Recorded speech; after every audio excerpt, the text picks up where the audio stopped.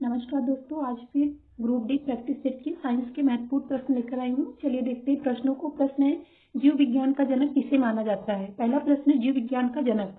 Option है Lamarck, अरस्तु, Theophrastus और लीनियस। तो देखते हैं लेमार्क। लेमार्क एक फ्रांसीसी वैज्ञानिक थे और एक जर्मनी वैज्ञानिक ट्रेवेनस थे। लेमार्क और ट्रेवेनस ने 1802 में जीव विज्ञान शब्द का सबसे पहले प्रयोग किया। दूसरा अरस्तु। अरस्तु ये इनको हम जीव विज्ञान का जनक मानते हैं। थियोफ्रास्टस फादर ऑफ बॉटनी है और लीनियस जिन्हें कैरोलस लीनियस, इन्होंने द्विनाम पद्धति का प्रयोग किया, यानी दो नाम पद्धति के जन्मदाता कैरोलस लीनियस हैं। इनकी कुछ पुस्तकें हैं जैसे कि सिस्टेमा नेचुरी है, स्पीसीज प्लांटारम है और जेनेरा प्लांटारम।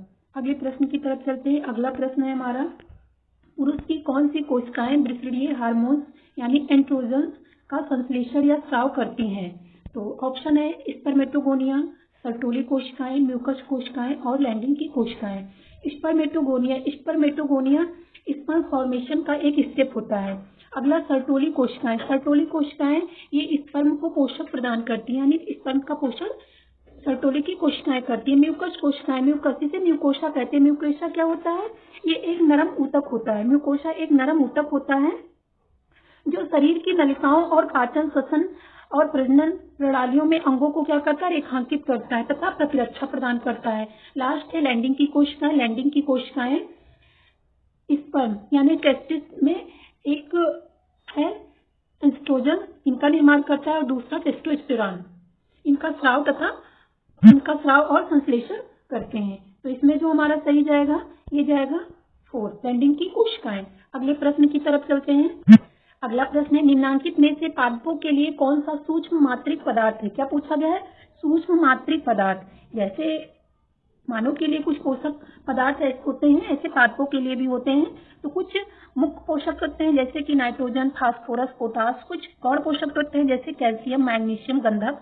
और सूक्ष्म पोषक तत्व के अंतर्गत आता है लोहा, zinc, copper, manganese, molybdenum, boron और क्लोरीन। तो इसमें क्या पूछा गया, सूक्ष्म पोषक तत्व। तो सूक्ष्म पोषक तत्व के अंतर्गत क्या बताया गया, लोहा, zinc, copper, manganese, molybdenum, boron और क्लोरीन। तो इसमें हमारा जो सही जाएगा ये कौन सा है, मैग्नीज।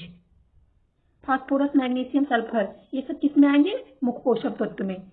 अगले प्रश्न की तरफ चलते हैं। चलिए अगले प्रश्न को देखते हैं। अगला प्रश्न है, यदि पानी तथा कांच के परम अपवर्तनांक क्रमशः 4/3 तथा 3/2 हो तो पानी के सापेक्ष कांच का अपवर्तनांक होता है। यानी पूछा गया है पानी के सापेक्ष कांच का अपवर्तनांक। तो चलिए देखते हैं। पानी का अपवर्तनांक कितना दिया गया है, AnW बराबर कितना है, 4/3। और कांच का अपवर्तनांक कितना है, AnG कितना है, 3/4, सॉरी 3/2 है। कांच का कितना है, 3/2। और हमको निकालना है पानी के सापेक्ष कांच का अपवर्तनांक। पानी के सापेक्ष WnG, पानी के सापेक्ष कांच का अपवर्तनांक कितना होगा, AnG/AnW। तो मान रख दीजिए, AnG का मान कितना दिया गया है, यहाँ है AnG का मान दिया गया है आपका 3/2। कितना दिया गया है, 3/2। और AnW का मान कितना दिया गया है, 4/3। तो इसको कर दीजिए, 3 का 9, 4 दूनी 8। तो इसमें क्या है, 9/8। इसमें हमारा सही जाएगा दूसरा। अगला प्रश्न है, क्या होता है जब शुष्क बुझे हुए चूने की अपक्रिया क्लोरीन गैस के साथ कराई जाती है। विरंजक चूर्ण बनता है, प्लास्टर ऑफ पेरिस बनता है, बैंकिक सोडा बनता है, धोने का सोडा बनता है। तो चलिए अब क्रिया करवाते हैं बुझे हुए चूने की क्लोरीन गैस के साथ। बुझे हुए चूने की क्रिया किससे करवानी है, क्लोरीन गैस के साथ। तो बुझा हुआ चूना है CaOH का होल ट्वाइस, क्लोरीन के साथ क्रिया करवाइए। अब देखिए क्या बनता है। तो यहाँ पे आपका जो बनेगा वो बनेगा विरंजक चूर्ण CaOCl2। और क्या बनेगा, एक ऑक्सीजन बचा है और 2 हाइड्रोजन और जल बनेगा। तो इसमें हमारा जो सही जाएगा विरंजक का चूर्ण CaOCl2। और यहाँ OH का होल ट्वाइस है, बुझे हुए चूने का CaOH का होल ट्वाइस। चलिए अगले प्रश्न की तरफ चलते हैं।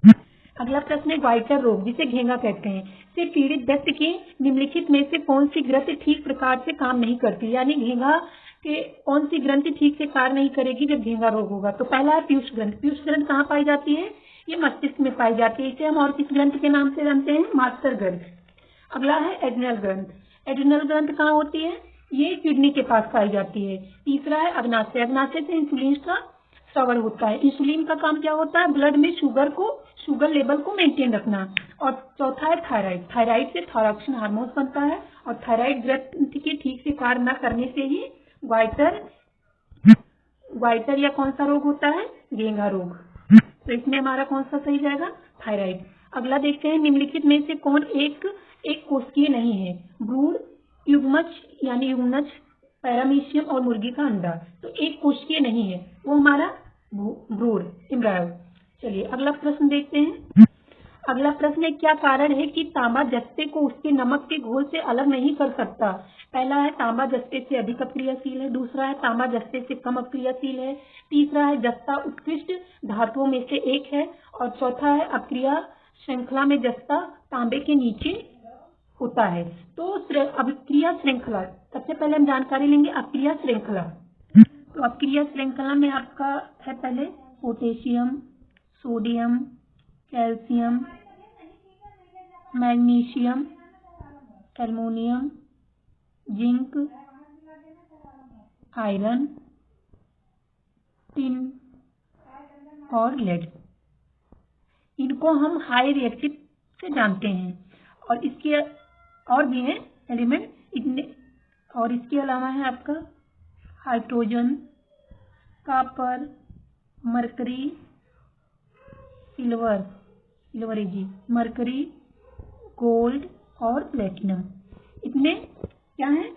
अपक्रिया श्रृंखला है, यानी रिएक्टिव एलिमेंट्स हैं। इनमें आपका जो बताया गया है ये है आपका ये आपका जिंक जस्ता है और ये आपका कॉपर है। तो अधिक रिएक्टिव कौन होगा?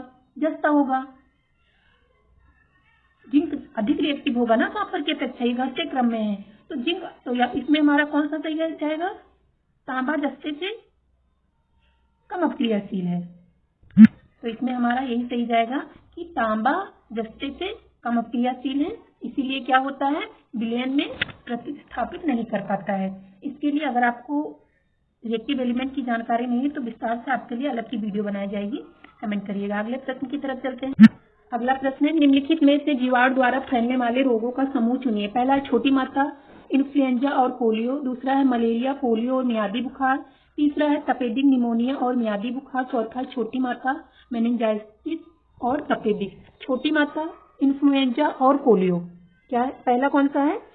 छोटी माता, इन्फ्लुएंजा और पोलियो, ये वायरस से फैलने वाले रोग हैं। दूसरा है मलेरिया, पोलियो और मियादी बुखार। तो पोलियो आपका वायरस से बताया गया है इसमें, और मलेरिया ये प्रोटोजोआ से फैलते हैं, ठीक है। और तीसरा है तपेदिक, यानी मियादी बुखार को बोलते हैं निमोनिया। तपेदिक आपका है टीबी, जिसे ट्यूबरकुलोसिस बोलते हैं।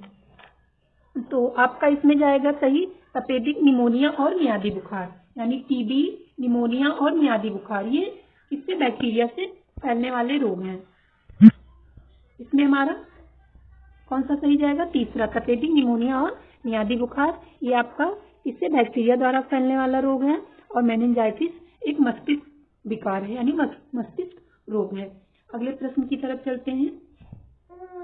ये हमारा लास्ट क्वेश्चन है। किसी सूक्ष्म छिद्र में कैमरे में किसी दूरस्थ रंगीन बिंब का बनने वाला प्रतिबिंब सदैव होता है वास्तविक, उल्टा, श्याम एवं श्वेत और छोटा।